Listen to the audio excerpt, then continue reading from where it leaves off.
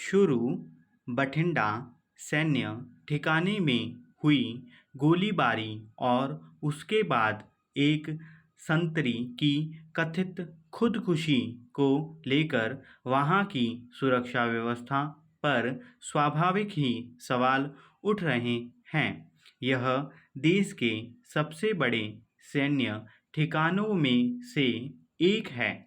यह इसलिए भी संवेदनशील है कि बिल्कुल पाकिस्तान की सीमा से लगा है और यहाँ तैनात सैनिक सदा अभियान के लिए तैयार रखे जाते हैं। जाहिर है वहाँ सुरक्षा को लेकर खासी चौकसी बरती जाती है।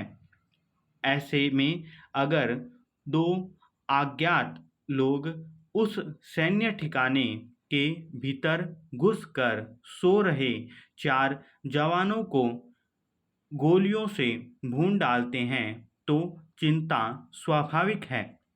हालांकि अभी तक घटना की असली वजह ठीक ठीक पता नहीं चल सकी है, मगर अधिकारियों का कहना है कि सैनिकों की आपसी रंजिश के चलते यह घटना घटी। घटना से 2 दिन पहले एक इंसास राइफल और 28 कारतूस चोरी चले गए थे।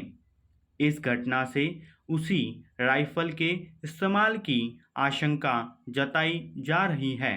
हालांकि वह चोरी गई राइफल घटना के बाद बरामद कर ली गई है।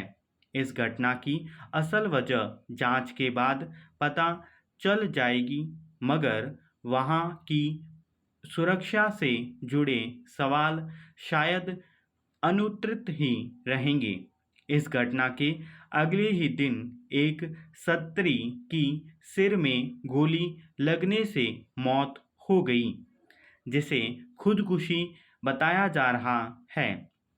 दोनों घटनाओं के आपस में जुड़े होने से इनकार किया जा रहा है, मगर कथित खुदकुशी की घटना भी संदेह और सवालों से परे नहीं है। सैन्य छावनियों में बाहरी लोगों का प्रवेश आसान नहीं होता। पुख्ता जांच के बाद ही वे प्रवेश कर सकते हैं। इसलिए इस तर्क को सिरे से खारिज नहीं किया जा सकता कि 4 जवानों की हत्या करने वाले सेना के भीतर के ही लोग थे, मगर यह समझना थोड़ा कठिन है कि वे कैसे नकाब पहन कर आए और वारदात को अंजाम देने के बाद बड़ी आसानी से निकल भागे।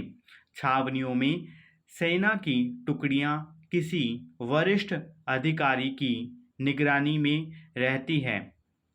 जगह जगह आंतरिक सुरक्षा के इंतजाम होते हैं। निगरानी चौकियां बनी होती है। बठिंडा में इसे लेकर अधिक ही चौकसी की उम्मीद की जाती है।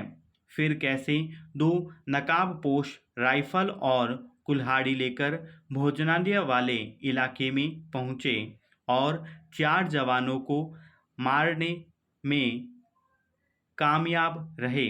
कैसे उन पर सुरक्षा में तैनात किसी सिपाही की नज़र नहीं पड़ी, या फिर जब गोलियां चली तब भी कोई सक्रिय क्यों नहीं हुआ।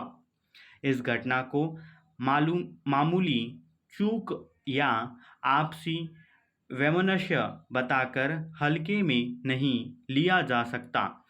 अगर कुछ सैनिकों की आपस में रंजिश थी तो उसके बारे में उनके अधिकारियों को जानकारी कैसे नहीं थी।